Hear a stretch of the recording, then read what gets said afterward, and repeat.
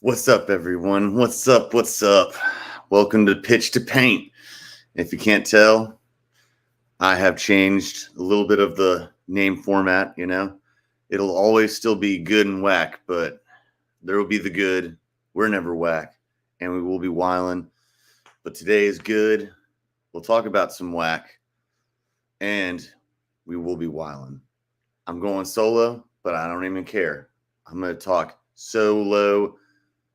I'm going to be talking so loud that every mother chucking person's going to hear it. Because guess what? There's a lot to talk about.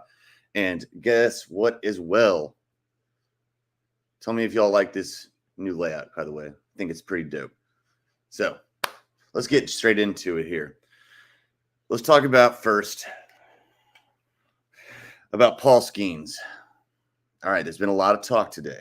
And a lot of chirping, burping, burping, anything about Paul Skeens being pulled by the Pirates in the 7th inning after having a no-no going on.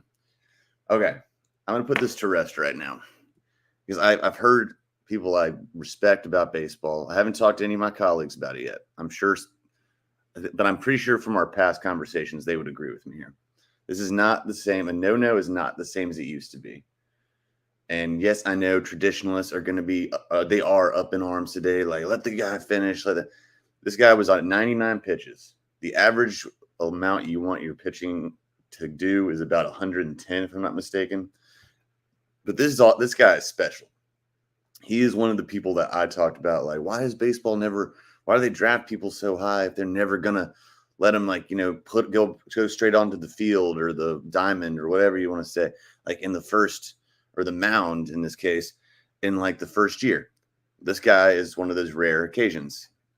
He has a really goofy mustache, but you know what? If that's what works for him, good for him. That dude's a phenom. I didn't know much about him because he was only drafted this past year, but he was in the minor leagues just basically for a cup of coffee, and then went straight up to the show. And in 11 games, this dude is he's an all-star, which he should be. I can't wait to see him go against Aaron Judge. And this is like one of the only things about the all-star game I actually want to see. I'd rather watch the home run derby, but I want to see this cat. This is why they need skill challenges too for baseball. To hell with the game, do pitching challenges, do like football does. Like, how they got away from the stupid Pro Bowl game itself and mainly have just focused on the skills competition. In fact, I'm pretty sure this year they literally are just doing skills competition. That's probably what the NBA All-Star game should be. It should be just straight up the hell with the game. It should be just skills competitions. That's it. And that way, that's a different story. We'll get to that in a second. But Skeens, though, man, just absolutely. And also, you see how his rocket arm is. His slider was absolutely devastating. He was giving them the business. The Brewers, the Brewers are actually not a bad team either. They're a little sloppy at the moment. I know their offense is off and on, but Skeens is like what's keeping that team afloat. You do not want to hurt his arm. The mechanics of pitching are not the same as they were even as the 2000s, like 2000 to 2010, especially even going past that or going before that. The way that Tommy John is no joke, shoulder tendons, no joke, and you got something special like this, don't mess with it, man. Do not fuck with it, because that is what would y'all rather be? Do you all want him to turn into Mike Trout? I mean, come on. No, not Mike Trout. Excuse me. I'm sorry. Harvey. You want him to turn into Harvey? No. Matt Harvey. I mean, no offense to Matt Harvey. the Mets ruined him, man. Ruined him, along with other things. But so the Mets ruined a lot. I know Mets ruined. There's a lot of Mets. Sorry, Jordan. I know Jordan's not watching right now. He's working, but the Mets, and he'll admit this, the Mets have ruined at least 5 good pitchers, like really good pitchers. Uh-oh. And I think we might have someone that can chime in here. Hello, handsome. Oh, how are you? What a surprise. Joseph. Do you hear me? Oh, you're muted, brother. You're muted. What's going on? There you are. Oh, dude, you're just in. Oh, what a surprise. Pleasant surprise. We were just talking. Well, if you didn't hear already, I was talking about Paul Skeens, man. And everyone's this whole uprising about, oh, they took him out before in the 7th, so he couldn't do a no-no. And I want to hear your take on what you feel about this. Get over it. That's exactly it. Yes. I said my colleagues will absolutely agree with me. I thought that would be the case. I disagree with the standpoint of no-nos not being what it used to be. Mm-hmm. This is more about prioritizing the player, prioritizing the future of said player. Yeah. And I've said this 10 days from Sunday regarding this situation on several platforms, and I'm going to stand by it. Pitchers are a commodity that is very essential to the success of your ball club. And pitchers like Skeens are essential to the future of your ball club. If you got a guy that can go in there every 5th day and get you a dub, maybe twice in a 7-game series, you want to preserve their long-term health. And I'm going to cite several people as to why you pull a Paul Skeens at about 100 pitches. Spencer Strider, Jacob deGrom. These are 2 guys right there, right off the bat, that I can tell you have a history of injury.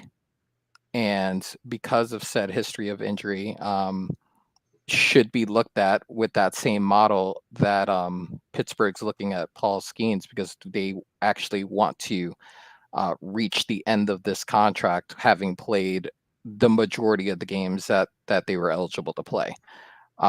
These guys are lights out every time they're on the bump, and they have lost seasons for their respective franchises. Spencer this season, but Jacob's on his 2nd missed full season, one with the Mets, one with the Rangers. So now you got to look at this from a health standpoint. That 100 pitch marker is a good number to kind of like cut it. I've seen players stay out there 130, 135, and come the next season, they're not the same guy somehow. I'll quote someone that the majority of the public probably don't remember, but Johan Santana went 130 plus pitches on a no-hitter. And I feel like the year after that, he wasn't the same, and he was out the league 2-3 years later. So these are guys with electric stuff that you want to preserve their long-term health. So I personally, what I say to that is, get over it. Unless you're at 100 in the 8th and 9th inning, it's just not going to happen. And the Pittsburgh the Pirates are doing what's best for not only their franchise but for the players' long-term health.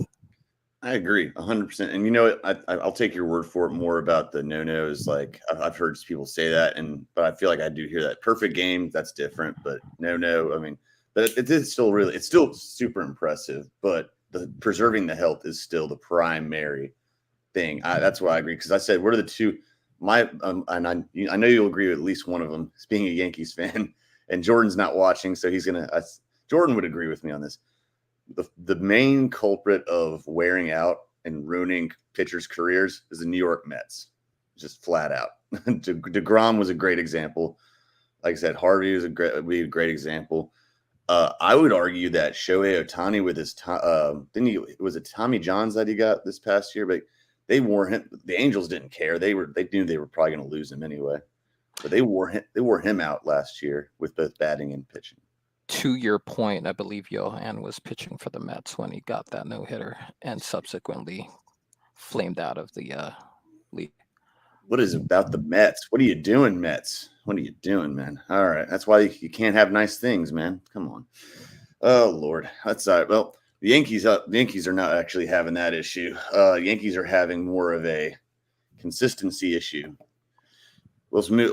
Which, by the way, shout out to Paul Skeens. I was also saying, before we move on to other MLB business, let me ask you a question. One more thing about Skeens / the All-Star break. I think the game, since it's not really deciding who gets home field in the World Series, I think you scrap the game and you do more like they need to be like pitching skills, like kind of like the NFL is pivoted to, like they've abandoned the game itself and they go to more skills competition. I think maybe the NBA should consider that as well. But I mean, I don't know. I don't know what you would do baseball was, but I mean, don't you think that at this point, the All-Star game itself is kind of just whatever? There really is no alternative for baseball. You're struggling to get people to watch the game already. So what is a skills challenge going to do in getting people to watch that? There's nothing in a skills challenge outside of the home run derby, which is easily by far the highlight of the weekend as it is. Very true. Along with the celebrity game, which is probably a very distant second. That's there's nothing in what you do baseball wise that you could put a skills competition for that would be worth watching in absence of the game. Yeah, that's sad. I mean, maybe other than just like combining the celeb game. Well, I don't know. Do some players play with them in the celeb game, or is it just all celebs? No, they usually get like celebs, people in the entertainment industry, and like they usually same thing with the basketball All-Star game and the NHL All-Star game. They'll grab a retired athletes to get on there. You know, they're just like I know in several years the NBA's been able to get Tracy McGrady in their All-Star game. Yep. You know, people like that who are like recent retirees, but also athletic enough to, you know, put on a good product while they're out there with the celebs, make them shine.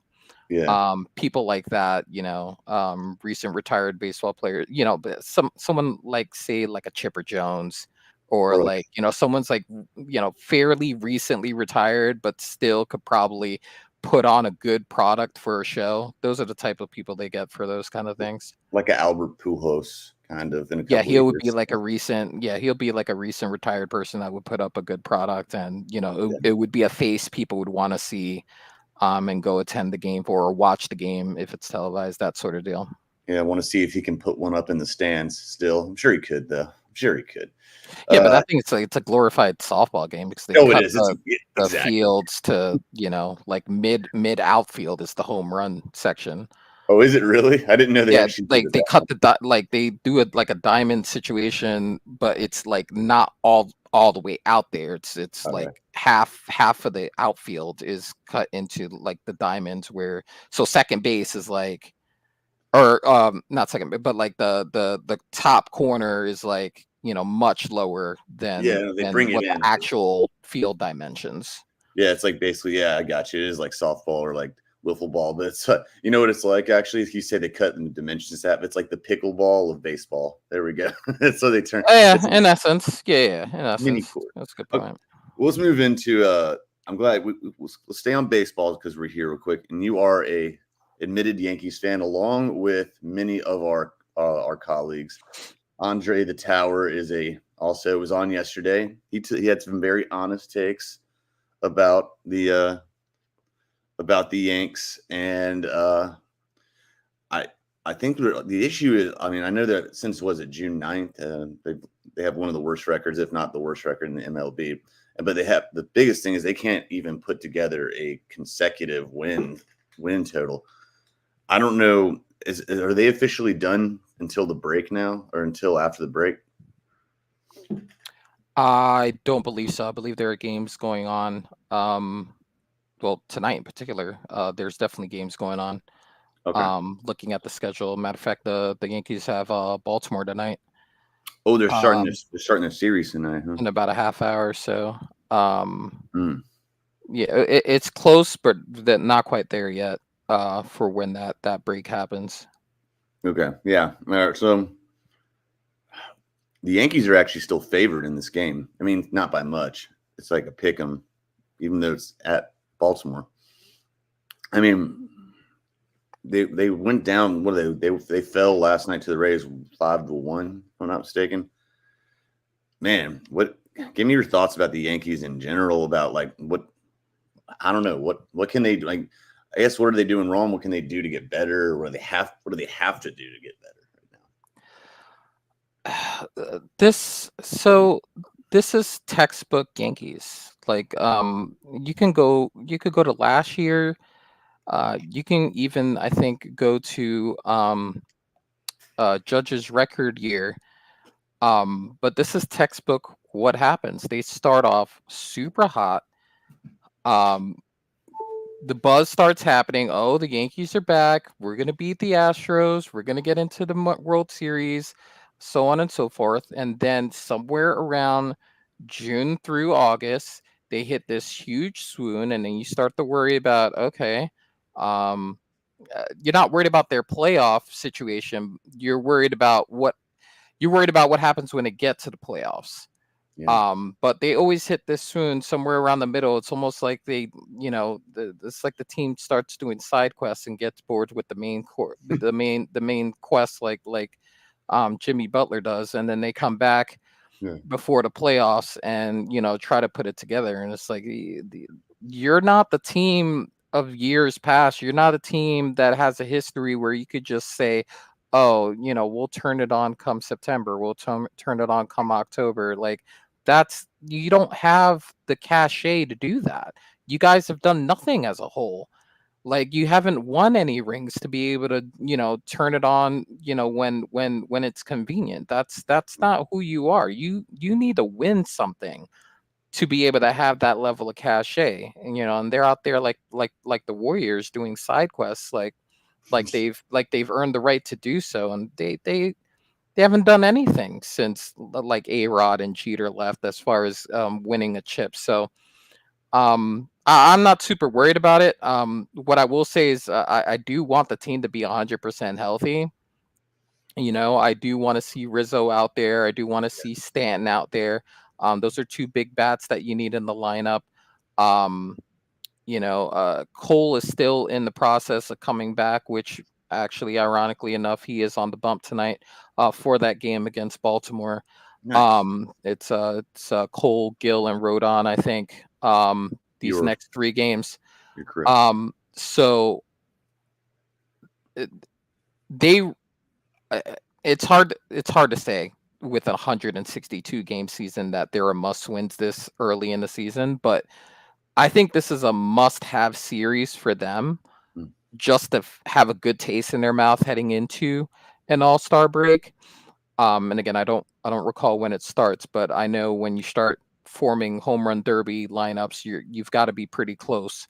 It's like a week Um, away, I think. Like a week. yeah, yeah. When you're finalizing that particular roster, you're for sure at least within a week or two out. But just against this team in particular, who they're fighting for the AL East with, I think they need to come out of this at least 2 out of 3, preferably three, 3 for 3, coming out of this series, just to have a good taste in their mouth heading into the All-Star break.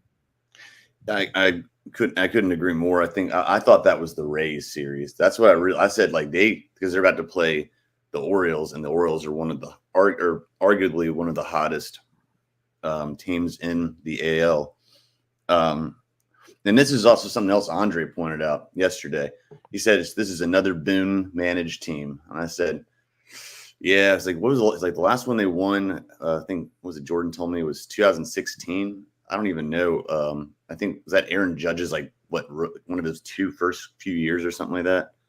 I don't know if he was on the I'm team. sure. I'm not sure, but that was a That was a hot minute ago. And they haven't been the same since that collapse in the playoffs or in the AL. But they're going against one of the best hitters. This is actually going to be a really cool 1v1 game when it comes to, and they're not playing each other, obviously, but Judge and Henderson, two of the best like hitters in the sport. Henderson's probably having, I'd have to say, he's probably, I actually have him right now in the conversation, not the leader, the conversation for AL player, most valuable player right now.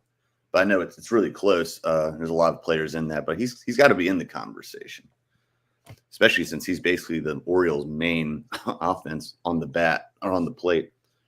So I guess, oh man, yeah, I think you're right. I don't think you're right. I know you're right. This is like a must win series. So their pitching staff needs to get healthy or needs to be more, or at least show more consistency, and that's why they're looking at the trade line right now. I don't know how many options they're going to have. Yeah, I wouldn't be surprised if they're looking, for another dependable starter because Rodon started 9-2, and he's lost 5 of his last decisions, and I mean he's getting rocked. Okay, there was a stretch at the end of June where he lost. He was giving up an average of like 6, 7 runs a start. In June. June was terrible for him. Yeah, it was. And his July has not started great either. He is giving up home runs at a very high clip. His last 4 starts in particular. And so his last 4 starts, let's look at it: Braves, Blue Jays, Reds, and the Rays. I'd argue solid team, Reds. They look good. They look the part. They're not there yet, obviously, but they have a good young nucleus there's a lot to like about the Reds. But you have a depleted Braves team. As far as offense is concerned, I think Ozuna is like the most consistent threat that I've seen. I think Riley's having a little bit of a down year so far. You could argue also Ozzy Albies, not the great superstar elite seasons so far. Olsen could do better as well. But yeah, Carlos is getting rocked. So you look at that and you're saying to yourself, okay, is he coming down to the mean, or is this more of what he actually is? And if that's the case, if that's the answer to your question, then yeah, I would look for something a little bit more dependable on the market for the right price, right? Let's not get crazy. Let's not send the whole farm system for a team that's trying to get rid of someone that should have been good and they signed him but hasn't been. There's a lot of buyer's remorse type situations out there. I'd cite like a Blake Snell, as amongst one of those signings late in the off season, and then he's out there struggling hard.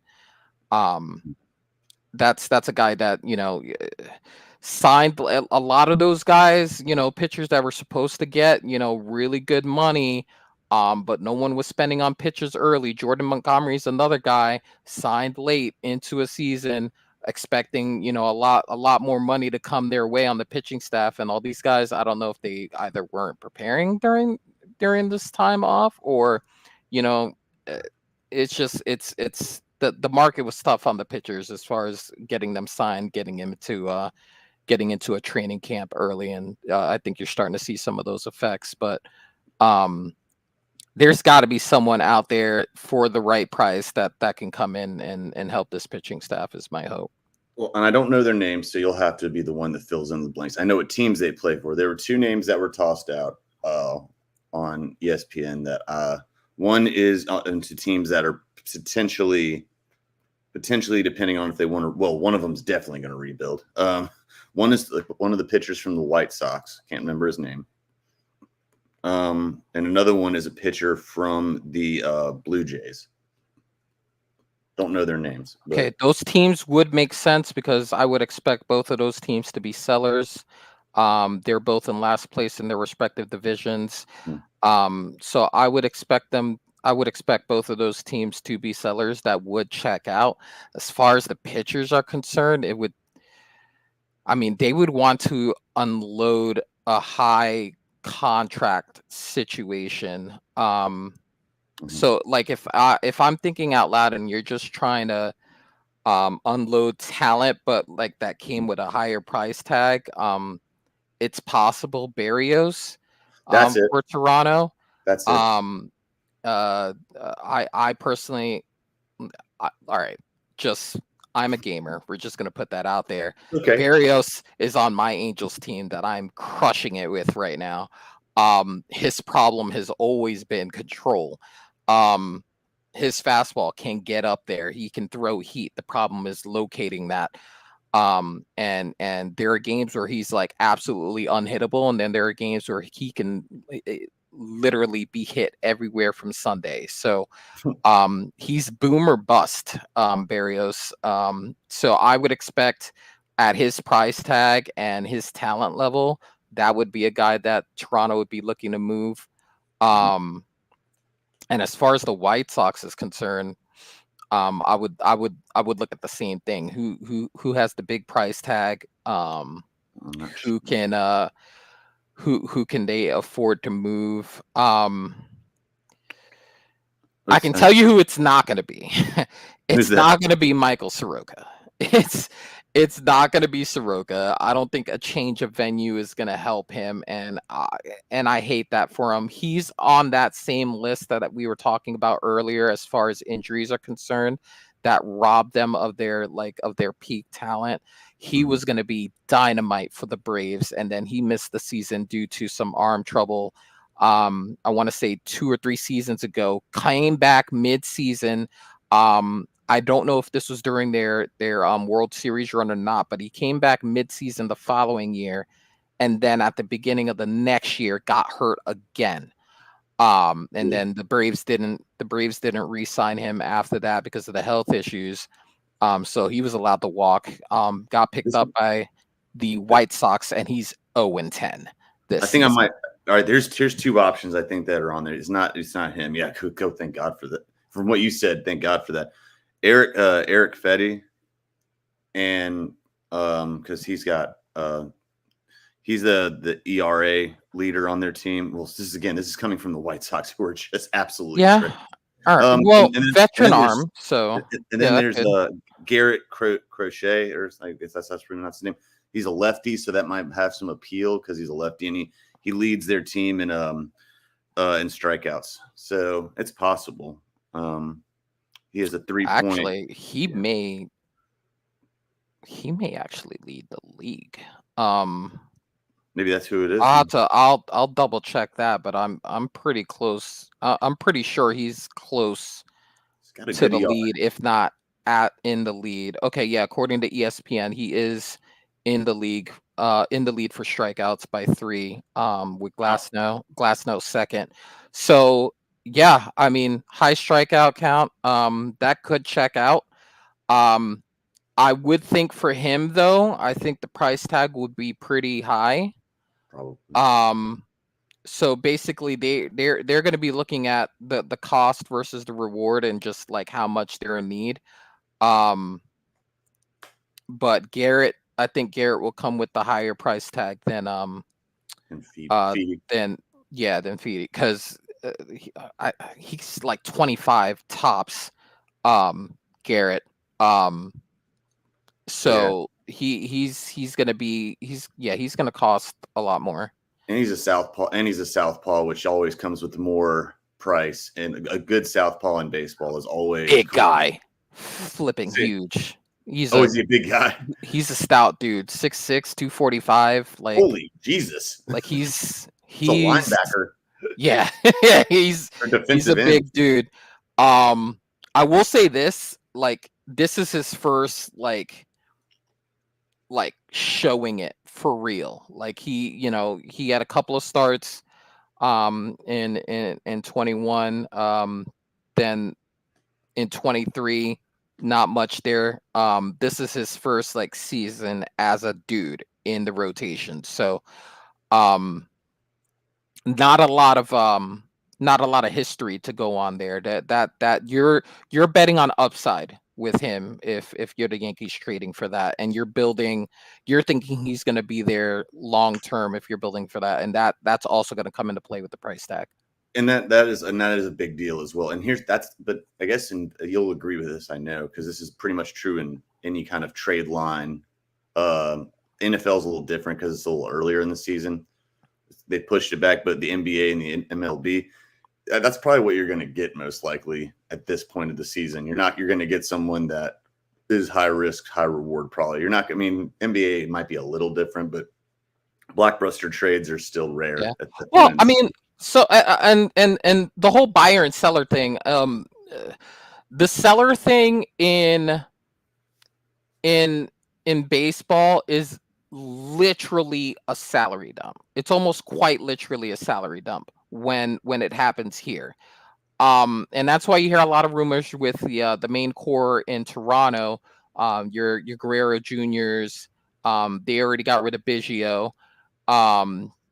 Bichette may be on there as well now too, because that was supposed to be the core of this team moving forward, and for some reason it just never clicked for them.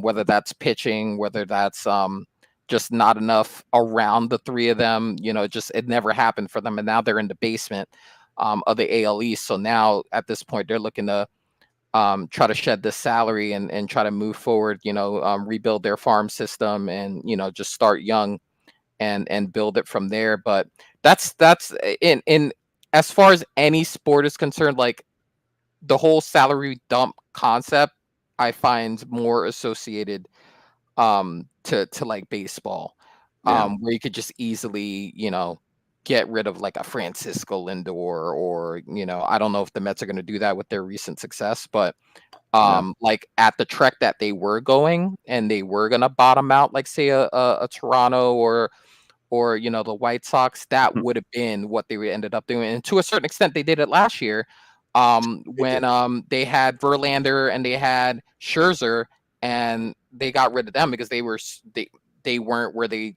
were paying to be. And now they're in the same kind of, not as bad as last year, but they're kind of like in a similar boat to where they would have liked to have been higher in the standings than they are this season. So, but I don't know if that team is doing enough for them not to field offers for Francisco or even Pete Alonso, because his future is suspect there too. Well, we're glad Verlander's happy because he's he wanted to go back to Texas or back home to Houston because before the Mets could ruin his career. We were just talking about pitchers getting their Mets. Yeah, and injury, right? Like they were both injured before the season. Scherzer couldn't get his shit together. Yeah. He actually, and it's funny too, because like after his first start this season, he was talking about how like the perception of him when he gets angry on the bump, like the pitching coach or the manager goes out there, that the perception is he's fighting to stay in. And he said during the press conference after his first start this season, like, listen, I get it. I'm a fiery dude, and I'll cop to some of the times that conversation's happening. That's me fighting to stay there. But more often than not, to be honest with you, it's me fighting to go. Like, it's me fighting. No, I can't, like, trust me. I'm done. I'm like, he said that during a press conference afterwards. But the perception is like, he's just fighting to stay there. He's like, let me finish the inning, and he does admit, to some of those times that's what it is. But there are other times where it's like, nah. Dude, bro, this ain't the 90s. Let's get somebody in there before I break something. This isn't the 90s. Like, rub some dirt on it, kid. Yeah. Well, another name to drop. Oh, okay. And I just a quick segue. It's because I just mentioned Scherzer. I want to get to betting afterwards. Yeah, because we were talking about Scherzer, another guy that I can cite as far as young talent that probably we missed at least 7-8 years of his career, Steven Strasburg. Oh, that's another one. Yes. Who like had a lot of injury issues, and that the Nationals were really patient with him in him coming back. But he never like after the World Series season, I just don't think he ever really reached what we all thought his peak was going to be as a pitcher. And that's another guy I cite why, we're keeping them at 100 regardless of, how successful they are. That's another person to cite. That was a good site. I remember hearing that Strasburg was going. Only certain pitchers can get away with it without PHPs, but or you know what I'm saying, or PBDs, whatever. PEDs, excuse me. Ugh, sorry, alphabet soup over here. I guess Bumgarner is one of those, but he definitely was irrelevant later in his career, but he made it a long time. Okay.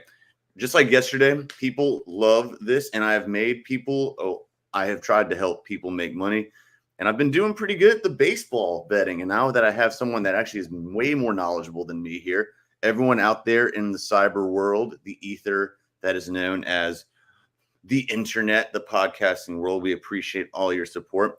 By the way, all betting, you should definitely go through BetStamp. It is an absolutely gem of a thing. I've gotten friends on there. I'm about to do my first event this week. And just in case you guys want to know what it looks like, here you go. Here's some games for tonight. Oh, that's the soccer game. All right. So you go here. I'm on Copa. Let's go to MLB. There it is. All right. I'll just pick a random game. Let's go with the Yanks and the Baltimore Orioles. Here you go.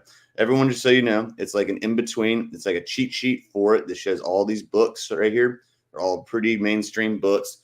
And then at the very top with the blue outline, it'll give you the best value. You don't have to go with it, but it'll help you make your bets in a very educated manner. So speaking on that, let's look at the lineup for tonight.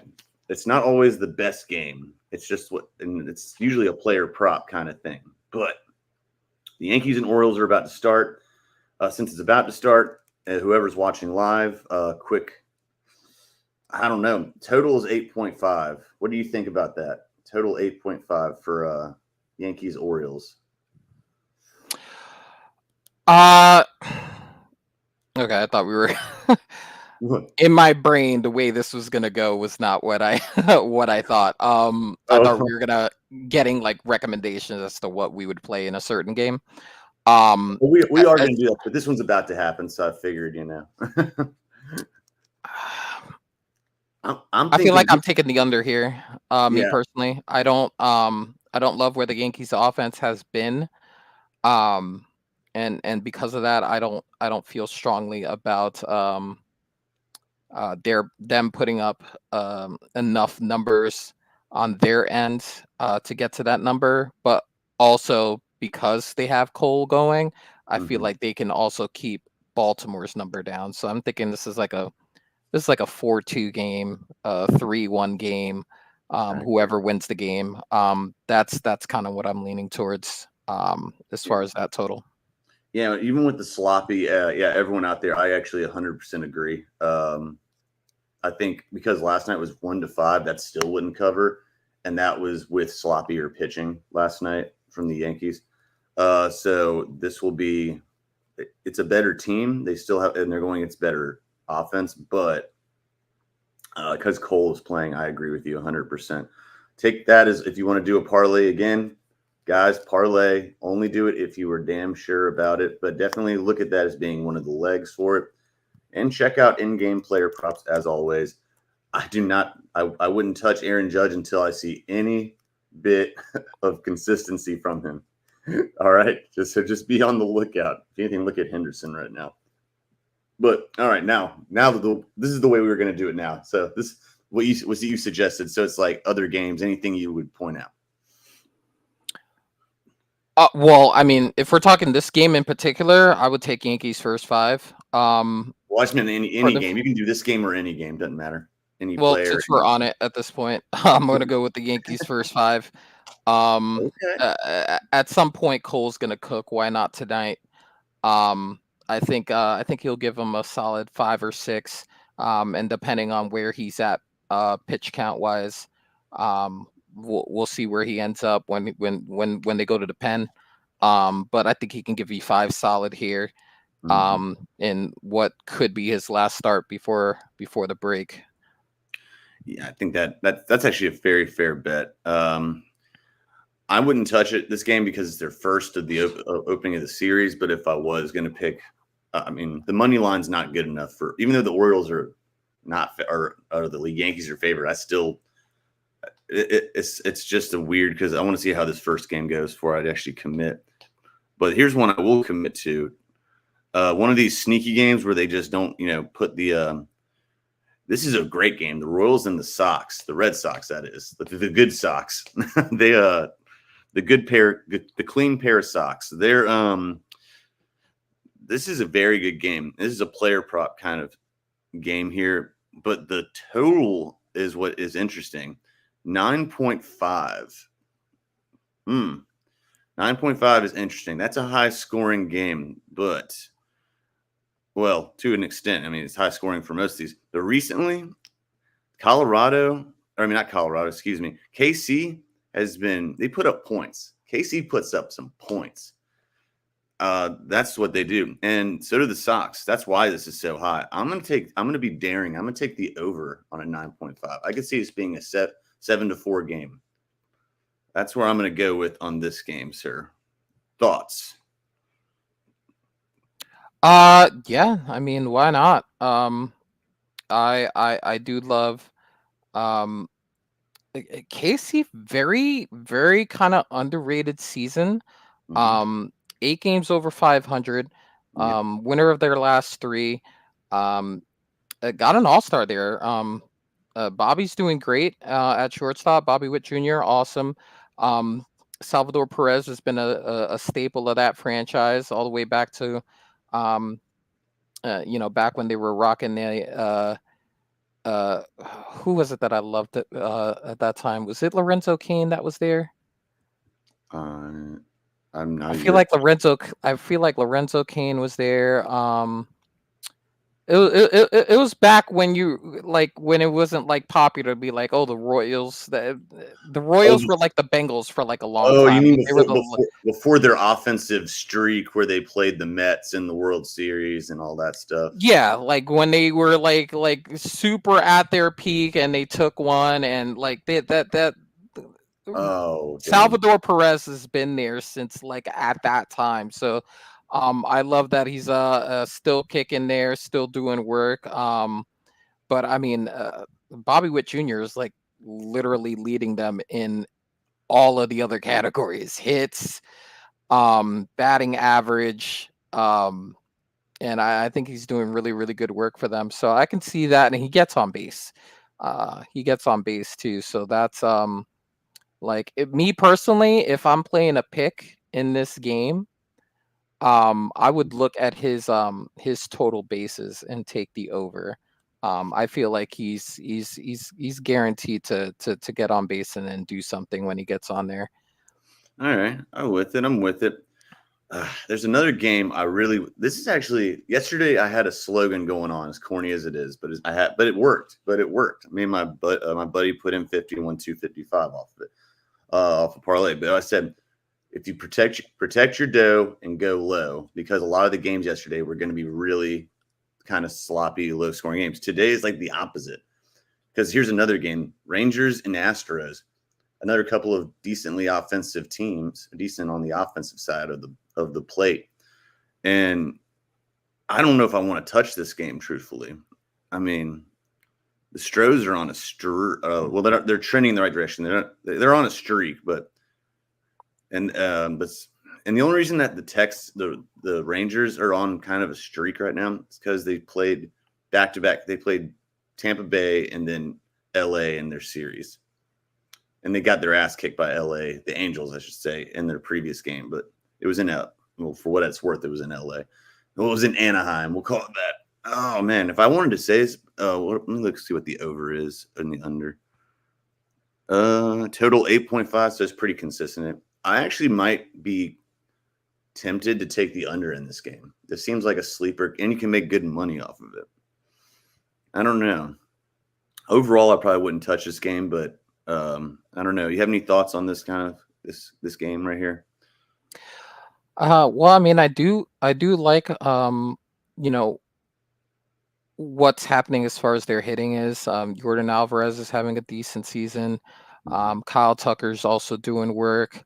Altuve's still hitting for average, 306, 13 and 41, doing work. Hunter Brown remembered how to pitch, so great for him. Because he's someone that was supposed to be kind of like where he is, like talent wise, and like I kind of like related to the pitcher we were talking about from the White Sox. Like this is their season that they're supposed to. Okay, this is their first season in the junk. Let's see what they got. Let them rip. Now he's not coming from a great start. He got rocked the last time out against the Twins. But I feel like overall, like in recent history, at least in 4 of the last 5 games, he's kind of figured it out. So I personally also would stay away from it, just because, again, recent memory. Last time we saw him on the hill, he gave up 7. So that's where I kind of like hedge it, just because consistency. Who is he really? So what we're worried about.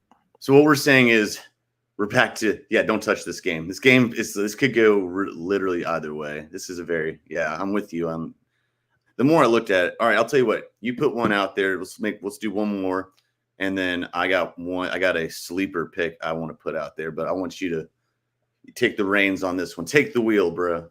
Joseph, take the wheel. Well, so I'm not playing the game here. I'm just playing like as far as stats are concerned. But I'm looking at this Mets Rockies game. Ooh. And okay. So get on there. What I'm looking at is 2 things. I'm looking at the total, and I'm also looking at the just the spread on the Mets runs. This total started out higher than it is, and it's been dropping, and I find that very interesting. That we're now getting, at least in one of the books I'm looking at, minus 118 at under 8.5.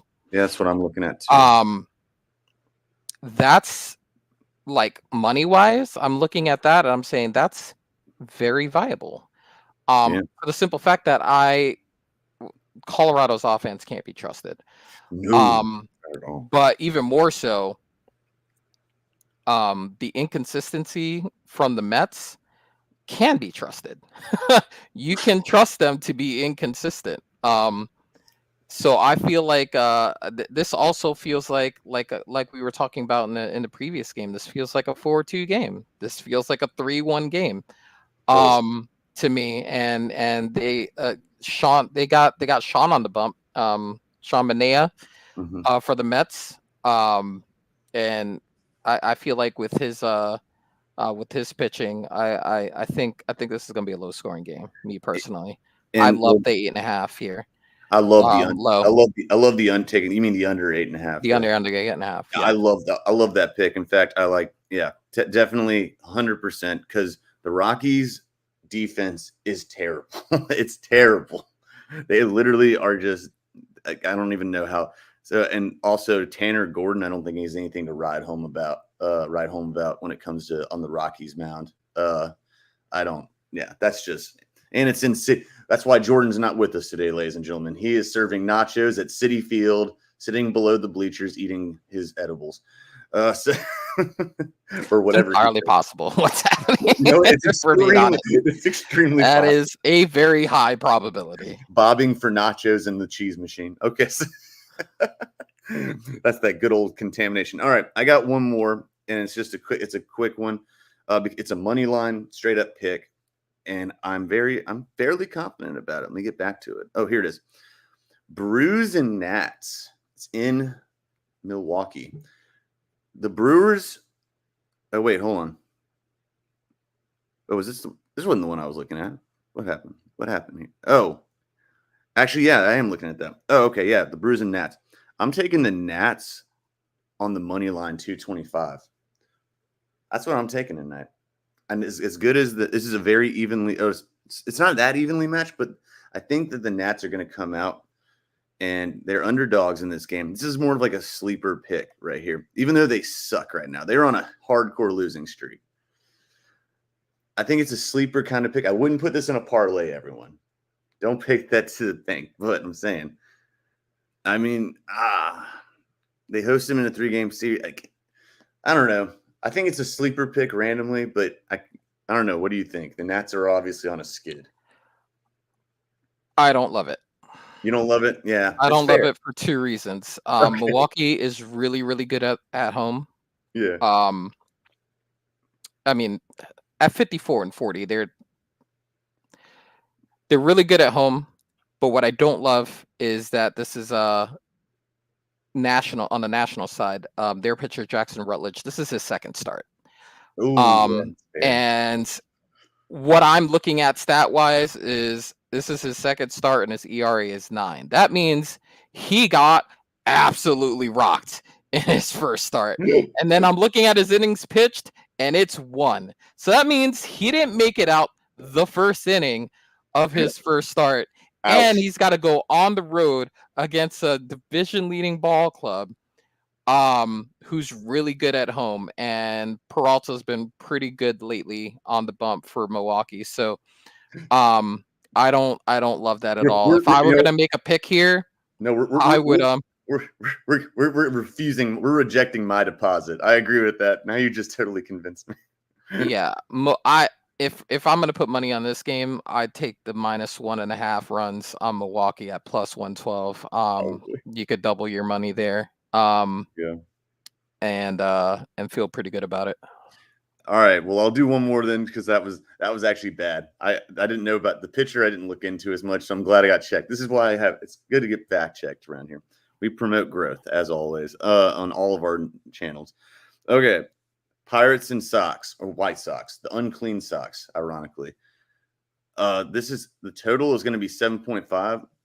I mean, I'm trying to make sure one thing here. All right, Padres are super inconsistent on their scoring. But who's on the mound tonight? Who's on the bump? Let me see. Our previously mentioned Garrett Crotchet on the bump for the White Sox, and we got Marco Gonzalez for the Pirates. All right, I'm taking the under on this one, and I'm gonna even do if you want to make extra money, do an alternate spread or not alternate total to 4.5 or 5.5. That'll get you a plus return of about, instead of getting the 105, that would give you about, a 405. And then you can quad your money, That's what I'm saying. Because I think it's going to be a low scoring game. I got this game going 3-1. 3-1 Pirates. Maybe 2-1 or 2-0. One of the but I like Crochet. I'm glad that now that I know he's on the bump, that makes me happy. All right. So thumbs middle, up, down. What do we got on that pick compared to the I mean, I've got the Pirates winning here. And you can get that on the money line +135. The White Sox are the favorites here because Garrett's on the bump. The problem is that Garrett plays for the White Sox. And the reason why he's 6-6 is because he doesn't get any run support. So that being said, I mean, the guy's strikeout to walk ratio is 146-23, and you're thinking to yourself, 6-6. How's it possible? Because he plays for the White Sox, and they can't hit anything, even if it's right down the middle. So that being said, that's why you get a good chance with the Pirates here. I agree with that. Even with Marco Gonzalez on the bump, I mean, 2.65 ERA is nothing but nothing to kind of like dismiss. But at the same time, this has more to do with how bad the White Sox are at the plate than anything else here. So the Pirates would be a solid play, in my opinion, here, even with Garrett on the bump. I agree with that. But I was saying, like, what do you think about my extra adding on my little extra sauce on the hot sauce on the enchilada? Where I'm saying I personally wouldn't do an alternate spread of 4.5 or 5.5 because I think this will be a 2-0 game, or because they, like you said, they can't hit it if it was in the pipes. I mean, it could be. It could be, right? It's possible. I don't love it. Okay, it's bold. It's better than the last I pick. personally don't love it, but I don't love it less than the first thing you said. The first one was terrible. I'll even admit that. I'm retreating from the first one. Do not listen to that, world. Do not listen to that one. That was a terrible pick. I admit it now. He just totally put that all up in my face and was right. Don't take the Nats of any kind tonight. That is a first-time pitcher. He lasted one inning and was hooked off the stage. Okay. Well, before we get out of here, I was actually spent more time. I didn't expect you to be on here. It's a pleasant surprise. We talked more baseball than I expected. Just one other matter of business. I guess I didn't actually hear your take yet on this whole replacing of Kawhi with Derek White and Jaylen Brown feeling some type of way. And I've made my feelings about it kind of clear, but I'm curious about what your feelings on it are. I don't know. I've read somewhere that this was the plan back when the season was actually ongoing. I can't remember who said it or where I read it, but back when the season was actually going on, this is separate from the playoffs and all that kind of jazz. It was in the middle of the season. There was a stretch of time where Kawhi was out and, Embiid was already out. When they were talking about possible replacements, Derek White's name came up as a possible replacement there. So if I'm to believe that report is true, then I don't have a problem with it. Because I don't think there's anything that Derek White did between now and then to dissuade me from making that known. When you look at the talent on this roster, I mean, when I talk about the top tier talent on this roster, your LeBrons, your Currys, your Bookers, your Durants, there's a lot of scoring there. There's a lot of scoring there. So when you get to like these spots towards the bottom here in the roster, you're really just looking for glue guys here at this point. You're really looking at guys that do everything well, as opposed to, he can get me 20 in the fourth quarter against Spain if I need it. You have guys who can do that already. The one thing I would argue is that he has the best balance of the offense and defense going. And that's a lot of where the argument is. But you have a player that does that already with Drew Holiday. But if you're going to pick now, devil's advocate, if you're going to pick from this team, it's hard to argue Jaylen Brown versus Derek White if they weren't on the same team. Okay, maybe. But if you're going to have three Celtics on the team, then it should be Jaylen. It's kind of disrespectful not to have Jaylen Brown be that third person. That's where I was going. I understand that argument. There you go. But the only reason why I balk against that is because I read somewhere, and I wish I could cite where I read it, but I read somewhere that this was the plan as early as when Kawhi got hurt during the season. No, I heard that too. I think it was I don't remember which site broke it, but I think Grant Hill said it kind of like that was his statement. I mean, here's what I was saying. I don't have a problem with Derek White. Derek White is good. He is a glue guy. But I mean, Derek White's getting paid for a glue guy. He is one of the highest paid glue guys I have ever seen. Oh, I know. So is Drew Holiday. Oh no, they emptied their pockets. That's why they're going to be a little bit. Dude, they better win this year because they're going to be taxed like hell the next few years. They better hope Jeff Bezos buys that team.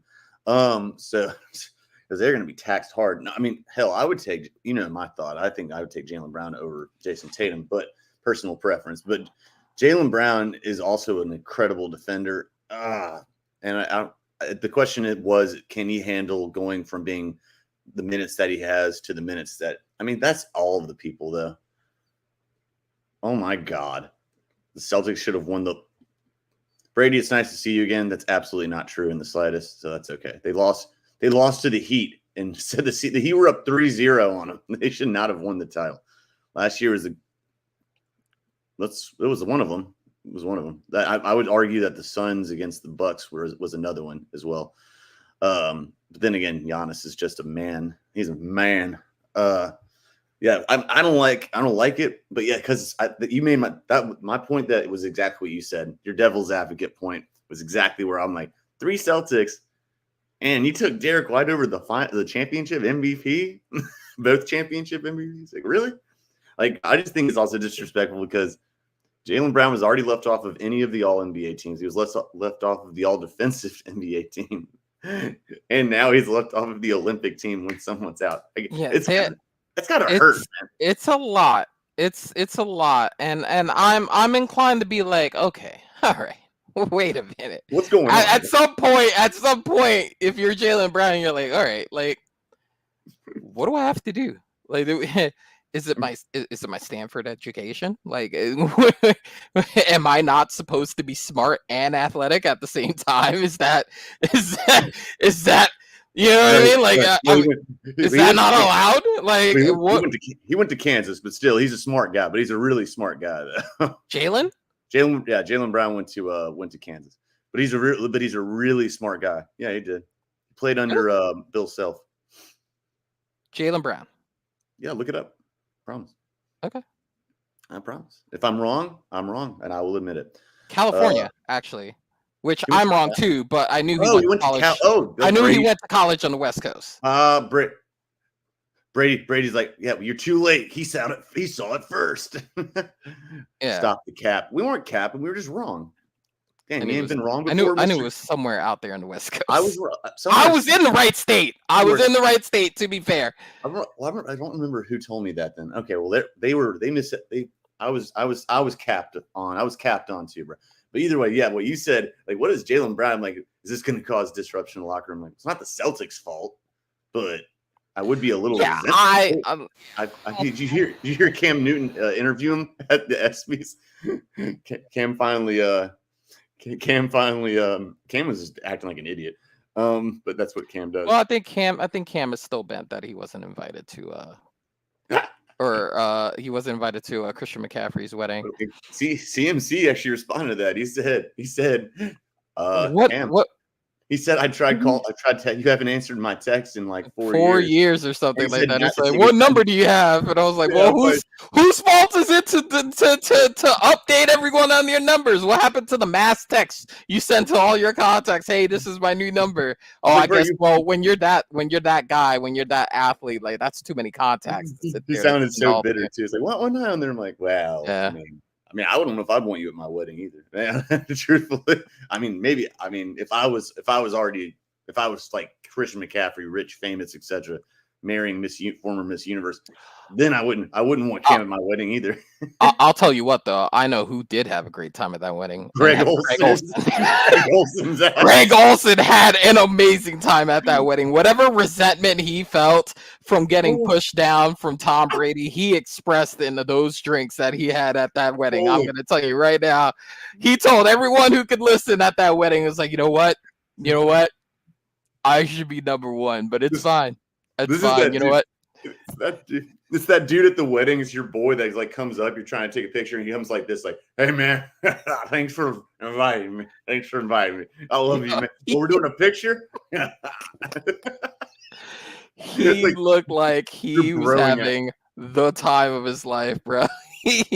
But he looked as old as he. It's like he looks like he is past his prime in the partying. You look like an old ass kid, like an old ass frat dude or something. Yeah, yeah. He's like that guy that goes back to the old school, like as an alumni, and it's like, what do you mean, man? I never left. I've been just hanging out in the library. Hey man, I had to put the shades on. My eyes are glassy. My eyes look red in these. Oh man, he definitely looked retired in that photo. Oh no, what's this? Oh god, that was funny. I got you, Brady. I'm not ignoring you. I was just gonna finish up. Well, I was laughing so hard about Greg Olsen. Fuck Tom Brady. I was there first. I've done a Super Bowl. And Actually, that is kind of bullshit, though. Tom Brady's going to take his spot. All right, here he says, what happened to Gabe? He didn't respond to my Twitter. I can't speak for his private Twitter DM. That's can't help you with that, but that man do be busy with all the hats he's wearing right now. So he's wearing a lot of hats. He's wearing a lot of coats right now. He'll get to it when he gets to it. Just got to give him a little time. Hey Brady, you should have watched yesterday's episode. He shouted you on Total Apex. He shouted you out. You out, bro. Come on now. I have a 10 to 15 page paper to write, okay? And I took time to get on this show, okay? Yeah. We're all stupid busy right now. Yeah, man. So you just got to catch us when you catch us. I mean, come on, man. That's why we're on the shows, man. We're on when we're on. We'll find out. You'll find out. Brady, we still love you, though. We shouted absolutely. You out. We shouted you out. Thank you for watching, as always. And I'm not capping. Stop saying that. That's Craig Olsen. That's somebody's like, I guess motherfucker. I was here first. Why does Brady get to be on? Poor guy. Oh, well. In Brady's defense, though, he signed that contract before he got there. Oh, I know. That's true. Like, he signed that contract before Olsen was made the #1 guy and all that. You're right. It just so happened that he turned out to be, it's like that situation where you draft 2 quarterbacks in a draft and they just both happen to be absolutely amazing, and then you're like, okay, what do I do? I mean, well, it's the closest thing to that would probably be Kirk Cousins and RG3, but I wouldn't say awesome, but there you go. I know, I wouldn't say awesome, but yeah, I know what you mean there. Maybe or you already have an awesome quarterback and you draft one that becomes awesome. That's what I guess the better one. Maybe Rivers Breeze. I think Rivers Breeze. That's a good one. That's actually a better one. Brady says 10 to 15 page paper. What sport? It's not sports, bro. It's not a sport. It's entertainment. We'll say it's entertainment. I have to write a 10 to 15 page paper on all the things that I want to use in my writing toolkit. Using 2 movies that I watch, which I do suggest watching if you've never seen it. Booksmart, amazing movie. And The Breakfast Club, which is yes. Yeah, I watched those 2 movies this semester, prepping to create my writing toolkit. It's a great movie. I haven't seen Booksmart. I'll watch Booksmart though. I haven't seen that. Booksmart's hilarious. It's basically Breakfast Club, in the sense that you have your typical characters, your nerds, your brains, your jocks, all the typical characters you see in a school setting, but modern day. So there's social involved, there's Ubers involved, all things that didn't exist back in it's more modern. So yeah, it's just a modern day version, but it's hilarious. Jason Sudeikis is on there. So shout out to Ted Lasso. He's there as the principal of the school that the girls attend. I can see that. Oh, okay. You're gonna love. Oh my God, you're gonna love this. All right, Brady, you're about to be put in timeout here. Yeah, you know what, Brady? You are never too old to learn. You're never too old to learn, brother. And I'm getting my master's, so it's not like I'm getting an associate's or a bachelor's. Shout out to those who are still doing it. I'm about to say, hey, whoa, calm down here. Shout out to those that are still doing it, but I am getting my master's degree. You're never too old to learn. Hell, my mom got her bachelor's when she was I'm not gonna say what age she was, but when she was older than most of them. That would be I caught myself real quick on that. Sorry, mama, I love you. And what is this? I didn't think you were a student. He's getting his master's, bro. Damn, bro. Critical. I don't know about how they do in Canada. You don't have to just go get it all at once. I mean, you can go back and do it. There, people have kids. Oh, trust me. I wish I'd have done it all at once, because then I wouldn't be doing it right now. But here we are. Oh, okay. Now he's back to being nice. Now he's being nice. He hasn't gotten it yet. He hasn't gotten it yet, but he's close. He's close. We appreciate that. We do appreciate it. Thanks for the love, man. All right. But yeah, that's hilarious. Greg Olsen. That was. Oh yeah, you know who? Never mind. Let's say Cam is all bitter. He hadn't much love for Bryce Young. But his question he asked Jaylen Brown, put him on the spot. And you saw the dime piece Jaylen Brown was with, obviously, and he asked him, he was like, so tell me the truth, man. How you really feel about not being on the USA team or something like that? And he's like, oh, I ain't gonna talk about that. Hey man, look what I got. Look what I'm rocking with. He's pointing at homegirl. I'm like, Man's got a point. He's holding an NBA championship, and he's got NBA that. championship, and so the person he's with isn't she in the league in the W? I don't know, but she was I'm sick. pretty sure. I'm pretty sure she's in the W. I'm not She entirely was certain, but we should she look was that sick up. for damn sure. I don't know who she was. Oh, well, we love you. We love that you listen to us, B. Thank you so much, bro. He says, I love listening to both of y'all. Oh, there you are. Appreciate you. I know Gabe and Jordan send their best as well to you, sir. Yeah, dude. Okay, yeah, I don't know. I thought she was a model. Well, I Yes, don't know. I know Christian I McCaffrey's am wife. That's for damn sure. I know his the wife. the rumored girlfriend. Evidently, it's rumored. Yeah.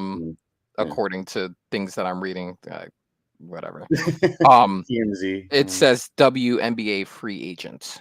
So Well, she's not with the team currently, but well, um, she was she very does very play. she was very attractive to say the least.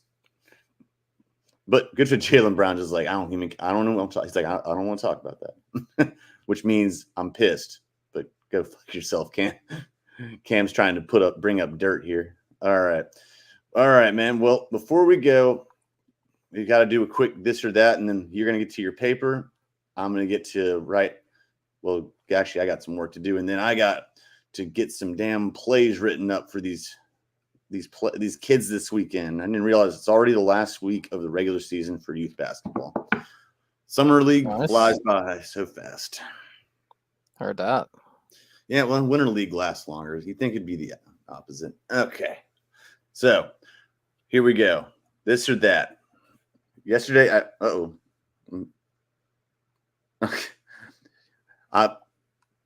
I'm gonna just watch yesterday's show. I'll tell you, you'll find out there. Brady, you'll find out there. I'm not going back into that. I was actually cheering for him. Okay, so I was asking yesterday. I'll ask you a similar question. Gabe was on here.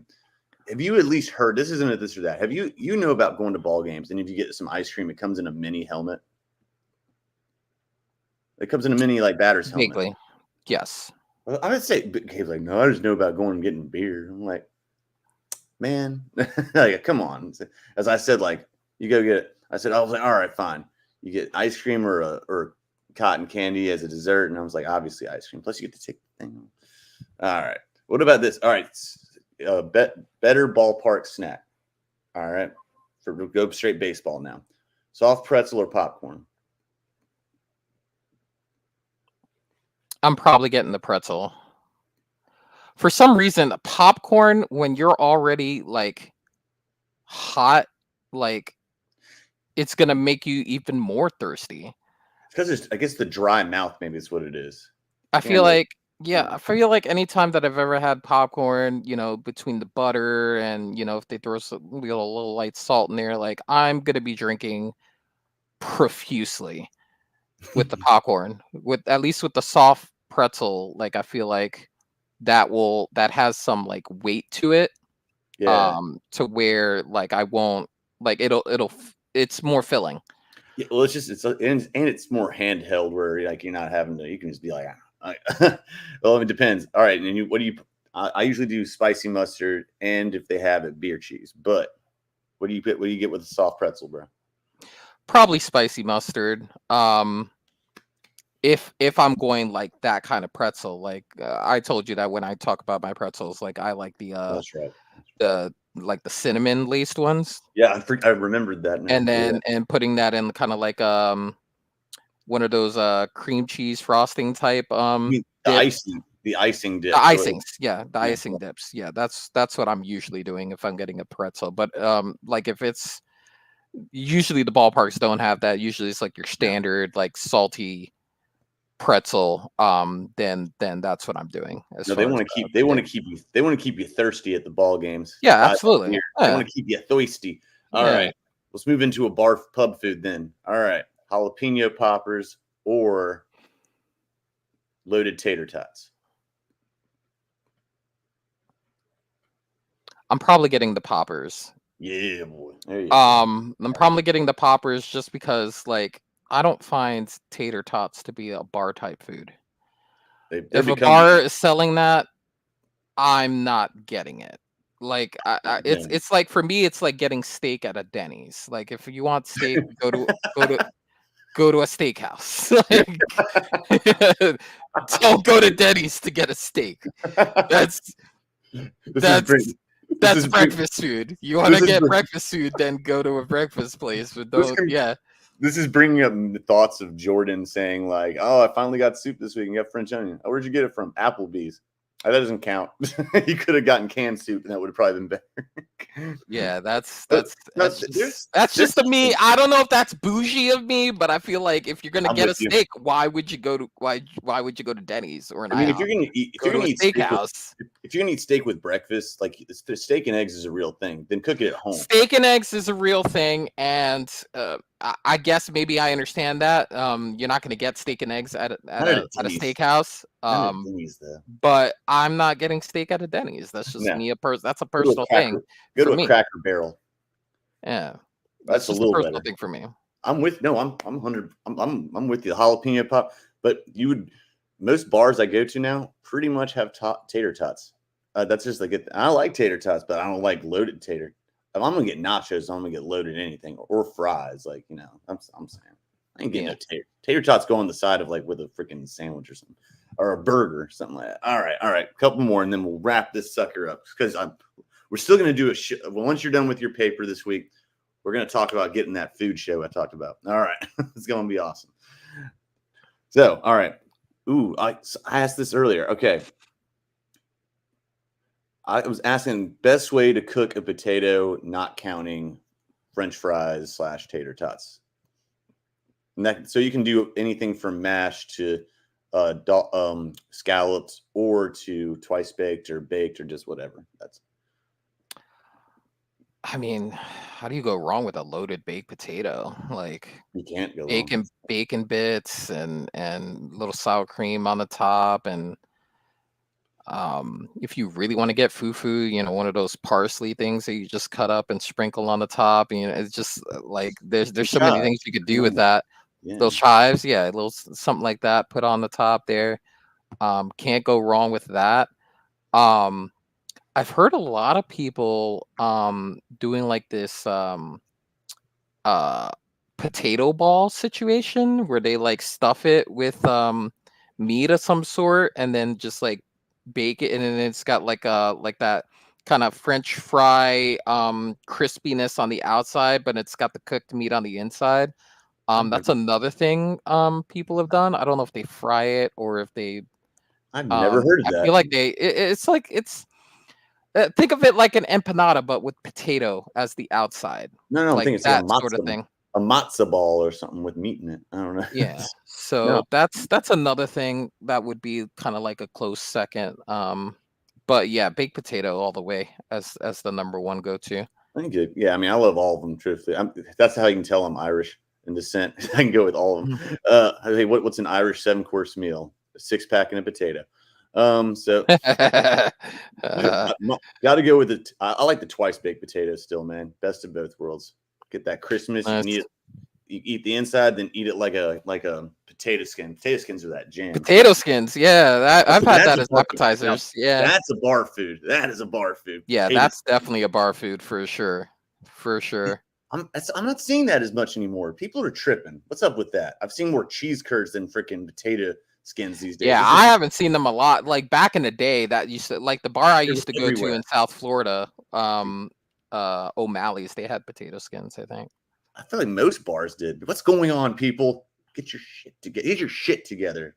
All right. I'm not liking that, but that's cool. All right. Final one. Close it out on this. All right. Favorite non-traditional wing sauce, and type of wing flats or bone or just a mixture of both. But just choose one. Choose one. If you had to choose one. Definitely drums for me. Flats for me have always been a lot of work. Because I prefer the bone ends. So with the flats, it's the best way, right? Like I like, taking them apart and, but the drums are easy because it's just one drumstick and then boom, done. And there's never any meat left on the bone because it's just one thing. Now, when you have a flat, Like, you got to take that sucker apart to get all the meat, and I don't waste food. So like, I'm one of those guys. There is literally no meat left on the bones, and this is why I love watching the show, because I just love watching the reactions that the artists and the entertainment people ask. But I get agita watching Hot Ones episodes because they're not eating the whole wing, bro. They're leaving so much food on the table. Shout out to Sean Evans, by the way. That is a great pod. That's one of my favorite podcasts. He does a great job on that show. My favorite by far, 1000%, is Jennifer Lawrence's. Her range of emotions from wing 1 to wing 10. Before wing 10, chat world, if you've never seen it, when she gets to wing 9, in between wing 9 and wing 10, and he gives her this look like, okay, this one's gonna suck. She's like, what do you mean? What do you mean? What do you mean? What do you mean? What? And she starts to cry.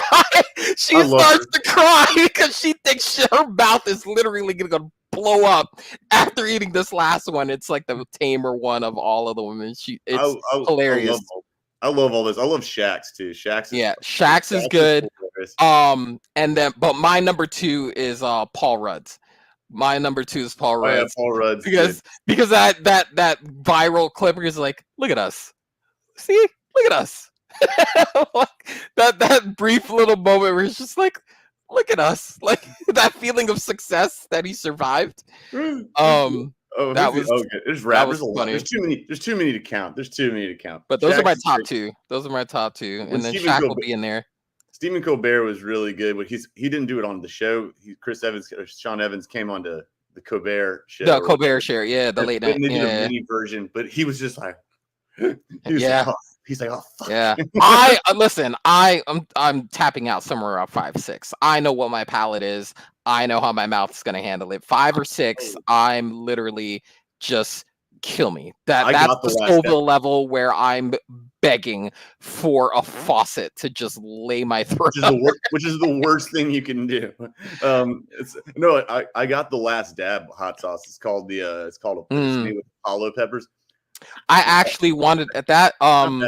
If bad. You're looking for a gift for someone that likes that show, like that's a solid. You can't go wrong with that. Whether it's like the whole pack, or even if it's just one of the group, you can get them by the season or by the round, on Amazon very easily. Oh yeah, that's where I got mine. Apollo pepper one, like the last dab one. It'll last you forever too. It'll last. Yeah, because you literally can only afford like to preserve your own life. You can only afford a drop at a time. My cousin didn't know that. I said, "Hey, you want to try this?" I'll do it, and I'll be like, and he's probably treating it like a hot sauce. I told him, I said, I just went in the living room for a second, and he was in the kitchen. I'd already put mine on, or actually, I said, wait a second, we put it on a chip. That's all. And I go back in. He's like, I'm like, yeah, I told you I would do it. He was like, how much did you put on? He showed me like the size of a quarter. I'm like, oh God, okay. His eyes are rolling inside his head. Oh God, no, he was. Bro, I smell colors. I smell colors. I hear colors. I smell sounds. Like he's like, oh my God, why would you make me do this? I didn't tell you to eat. I said, you got to do like the size of a dime. You to put the whole thing on there. It's like, how much did you do? Like the size of a quarter? I'm like, oh dear God. Okay. It's on you, brother. I told him, I gave him a bag of crackers, and I said, you're gonna need these, and I gave him a soda. You're gonna need 3 of these. Good luck to you. Don't use the water. He's sitting there under the water. It's like, yeah, I'm still gonna do mine. This is how much you use. He's like, I hate you. I put that on my wish list just to remind me, because there's a couple of people I would get that for when the time came. So like during Christmas season, I'll try to scope out a sale, maybe like get like the previous season's batch and send it to them. They'd like it. That's great. I'm just like, yeah, it's funny. So, you never answered that other part of it though. The non-traditional sauce that goes, like, it could be anything, like not just like buffalo sauce or something like that. Because you said, I agree with you on the wing. Yeah, I don't really delve too much into non-traditional. Like I'm a strictly like, blue cheese, ranch, honey mustard. It obviously it depends on the kind of wing, right? Because you wouldn't mix like no on the wing, the sauce on the wing. Well, I mean, there's no real. I mean, I can't think of anything non-traditional that I would have on the wing. I'll tell you one, Parmesan garlic. That's not non-traditional. I can get that on my Wingstop right now. Well, it's not as traditional. I see. Oh, I don't like yeah. lemon. That's why I don't know what's really Fine. All considered right. How about this? non-traditional because I Honey order sriracha. from places like that all the time. What about honey sriracha? Oh, ill. No, I would never do that. I like my mouth. It's delicious. I like my mouth and I Oh, like you my tongue. wiener! But You don't I will say something with mango in it for some reason just hits. They have like tropical mango salsa kind, Yeah, there's so like on I get the Tostitos scoops, right? As far as like Yeah. like party foods are. Oh yeah. They have this mango salsa and peach salsa called Newton's Own. Newton like Fig Newton. Hmm. Newton's Own. I don't know if they sell it anywhere else. I know they sell them in Publix all the time. So I Definitely usually attribute it to the South because I only ever find them in Publix. But Yeah, ever they got. since I had that mango salsa, like that mango taste on top of foods for some reason just hits. So like a mango type seasoning on a wing, I would totally be down for that as far as a sauce. Oh, that sounds good. I like mango. Like I already said, it's like on a fish taco, like an actual like Florida style fish taco or a Yeah. Caribbean style fish taco. Matter of fact, if you want to do like a sweet and spicy type situation, I wouldn't mind doing maybe like a mango habanero type Mm, situation.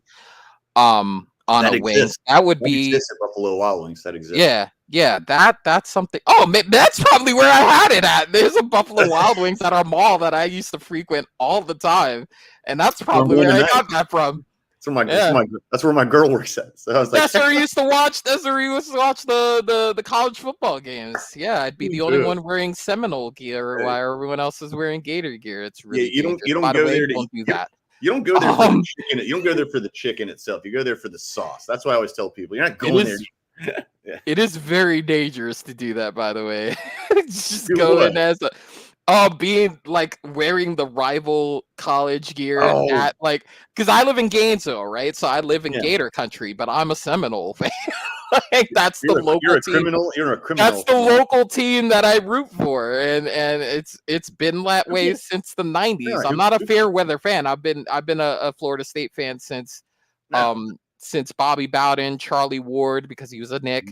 Nice. Like that's just me, you know. And Work I'm done. yeah, work done. Dion, even though he doesn't play in them anymore. Dalvin Cook. Dalvin, oh, dude, my one of my best friends went to school with Dalvin Cook. Yeah, Dalvin Cook ain't going Yeah, anything. he had some classes with him. There you go. Hold up. Dalvin Cook he should be a Panther. He's still unemployed, which is so weird to me. But which is wild. I just don't think he got enough reps. I don't think he's like that dude where he's like done. You know how some dudes they don't get any calls, but it's because they're done. You know, like he's not him. Like a David Johnson. Remember David Johnson when he was at his peak with the Cardinals? Then there was a couple of seasons. Chris Johnson post Titans, right? Like when he went to the Jets or whatever. Like he had clearly slowed down. Jamal Lewis. I don't think Dalvin Cook's that. I don't think he's that. I think in the right situation where he can be the lead guy, he can still do what he does. I just think because of the shelf life of running back and the miles on his tread, that's what they view him as a risk. Yeah, I want the Panthers to scoop him up. I don't see why they wouldn't. He's from the South. He would actually be really good there. Like, I think the thing with them is they have so much like you know you guys still have Miles Sanders, right? Yeah, we have to. And then you have Chuba, and then you have Chuba that you drafted. Chuba's our power running back, and then we got Miles as our out of the back. And then do you guys still have Blackshear? Is Blackshear still there? We cut out everyone else, and we drafted that running back from Texas who yes. I remember when I saw that, I was like, oh damn, they really try to run the ball out here. They are really trying to run the ball out here. I guess there's not much room for him, but because there's not much. Chubba Hubba, as I call him, Bubble Chubba. And then I'd argue the situation with the Jets. I think they weren't expecting Brees to be ready that early, and then when he was, they were like, oh, they got Dalvin as like insurance, and because Rodgers was like, oh yeah, any veteran that of his ilk, I saw him twice a year for a long time. He's great. Rodgers can shut up. So he's all won at golf tournament somehow. He can't wait to play with Devontae again. I'm like, stop putting all that nonsense out there. That's wild. Like, why Between would you him and Jared, sometimes? Yeah, listen. I bet you that's not. I bet you that's probably true to an extent. But I bet you he also knows that saying that is just gonna cause a whole bunch of nonsense that he gets to sit back and just watch and laugh at later. I honestly think he knows in his brain. Okay, I probably should have said that, but like he knows in his brain before he says it that he's like, all right, I'm gonna say this, and I'm just gonna watch the media cook afterwards, and then just talk about it on the podcast somewhere. I love Harry Douglas said like later he was just like, I think at this point he's just decided it's like, all right, the Cowboys came out with something absurd. Now I'm gonna do it. Like I'm not. Yeah, I heard that. I heard that audio. I think I caught it on the web on Twitter somewhere, and I heard exactly what he said, and I was just like, yeah, you're probably right. I think sometimes now that it's off season for Pat McAfee show right now, because he's going to be back next year. You know that during his unscheduled, unexcused time off that he's taking right now, they've already had the conversation. It's just like, hey, you going to be back next year? All right, cool. We'll see you next year. I'll tell you, they had a handshake, nod, Bob's your uncle agreement already. It's just not announced because the season's not started yet. He's such a douche. This is what Pat McAfee affectionately likes to call his what does he call it? He calls his up to something season. Is when they take that 2-week break before the season like gets going, the preseason. He calls it the up to something football season. And training camp, etc. Where they cook stuff up for the shows for the next football season and stuff and all that kind of jazz. So him and his hoodlums or him and his goons, whatever you call it. His stooges. The stooges. That's right. Yeah. You're the McAfee. You're the Pat Mac fan here. For sure. I cut off myself when we talked about hot ones. Then although I have been some of them are actually really good. Paul George's is that. Draymond's is good. Paul George's is Paul George's is all right. Steph has one, right? I feel like I remember seeing Steph Curry had one. It's called damn it. I can't remember, but it's like something that's like actually random. Yeah, I gotta rewatch that because I remember seeing homie was getting red. He was getting red. Yeah, that wing was cooking. His on the he was he was feeling it. He was feeling it. Go on there and do the vegan wing. What's wrong with you people? Like, get out of here. You and your vegan. Like Penn and Teller went on there. Was it? David Blaine went on there. That was actually interesting too. That was very interesting. Oh, okay, good. Everyone should watch that. Watch us first, then watch that. Okay. Yeah, so that's how it is. Watch ScOutCast first, then roll to that. What do you? By the way, what do you think of the new layout? Never asked. Pitch to paint. Not even just like not good. We're still good. We're not whack. Yeah, but it looks fine to me. I like it. I'm gonna roll with that. Covers every. That's our general. You still got your your little Tar Heel blue on there. Mixture of Tar Heel Panther, something like that. Yeah, it's somewhere in between there. Yeah, Tar Heel's a little bit more light blue. Yeah, you're right. So it's probably a mixture of the Panthers in there. I just wanted to it's just nice and soothing on the eyes. Got a nice puppy behind there. Got our logo back there in Kobe. So that's nice. Kobe. Nice. All right. Hey, well that's what's up, guys. All right. I already said I like the mango habanero one. That's what I'm gonna go with too. All right, everyone. Tonight. With no more ESPYs. Tonight is baseball. I hope we gave you all sound betting advice. Well, I know we did. We gave you sound betting advice. Go out there and make money. I am very appreciative to Brady for watching, everyone else for watching. Also, the people that have actually made money off my advice recently, I'm flattered, and I hope you continue to do that and continue to watch our show at ScOutCast. Joseph, any parting words anything you wanted to get in about sport, anything else, and where to find you, my friend? You can find me at Java Joe Sports on the X. Usually I express my feelings and thoughts and otherwise on there. Only thing that I want to shout out is just the leadership by my leader of the Knicks, Jalen Brunson, on taking his 4-year, $156.5 million extension, which is far less than what he could have gotten. Now, granted, he does set himself up future-wise to make more than he probably would have had he taken a deal now that was higher. But at the same time, he gives them a lot of cap flexibility in the next 3 to 4 years to keep building around who they have. So shout out to him being a leader, doing the Patrick Mahomes, Tom Brady model of leadership, and hopefully that'll lead to as many rings as they have. Speaking of people that were snubbed on that damn team, bro. Speaking of people who were snubbed on the U.S. team, if you were all right, you know what? So many Celtics, put JB in there. What the hell, bro? What does a guy got to do to be respected around here? JB is so modest. He's so modest, so chill, and he's got a chip on. But he did get hurt, right? So he did get hurt towards the end of that Pacers series. Maybe I don't love him going to Paris. If he was 100% healthy, then I'm all for it. But he did get hurt, and you don't want your last game of in the season to be, injured, right? So yeah, I know, I get it if he wasn't part of that conversation because of that. But I definitely think he deserved the spot just based on how he played this year. There's a Celtics bias. That's what I'm seeing here. This is nonsense. Boo. I don't care if they won a championship or not. Boo. I mean, look at the people coaching that team. Like, not a lot of people that should like the Celtics in that coaching staff. You got Ty Lue on that coaching staff. Still has that. Who's the other one? Beat them in the finals. Like, there's not a lot of guys on that. Spo is on that staff. Not a lot of guys on that coaching staff that's supposed to like the Celtics. Yet 3 players on the team play for them. So that's why Grant Hill. Well, that's why Grant Hill's choosing him, I guess. So right. Fair. Whatever. No, it's not fair. It's not fair. It would behoove them. Behoove reference. There we go. It would have behooved them to pick JB. I just love that word, bro.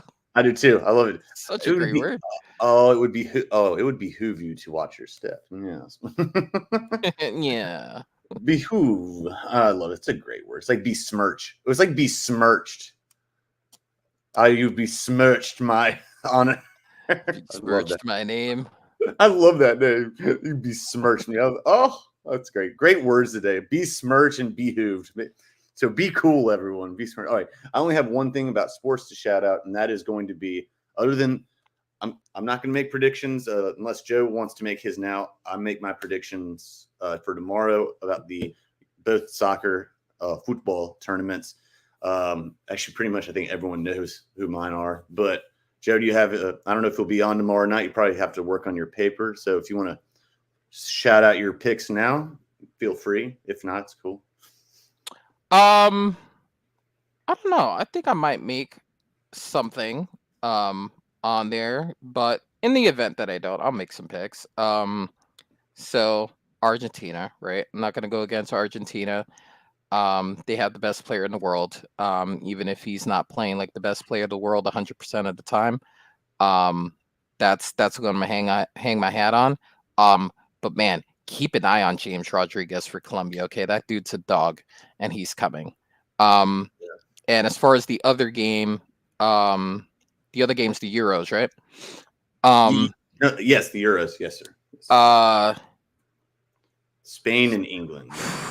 You know what? In honor of one of my favorite members of the Pat McAfee clan, Gumpy, I'm gonna go England here. I'm gonna say England brings it home. Bloody Tulsa. I love it. Now I agree with you. Shout out to Harry Kane. You know what? At this point, all bets are off when it comes to England. They're defying. I don't even care I forgot it was Josh Valdez who said, "Oh, England, they're lucky to be here." I'm like, they've earned their right to be here, bro. When you get here, it doesn't matter if it's luck at this point. Okay, they're in the dance. They're in it. This isn't like the Celtics thing where they had the best player injured in a 7-game series each day. And that's bad luck for the team. But either way, they still. I just think I believe in balance. All right, and I'm just gonna end on this. I believe in balance. Okay, Spain has the Euro Cup, but they also have Carlos Alvarez in tennis in the final for Wimbledon. They can't have both. I think he beats Djokovic in the final, takes Wimbledon, and Spain loses to England in the Euro Cup. You can't have both. You just can't. Man, okay, bro just took. You can't have everything. Bro just took my picks. Literally, that's actually what my shout out, my parting sports one was going to be. Beat that Serbian assholes. I have no problem with them being Serbian. I love Nikola Voltra. Nikola, but I hate freaking joke. Oh my god. I didn't like Such his whole spiel over the dude he was playing. What was it, Casper Ruud?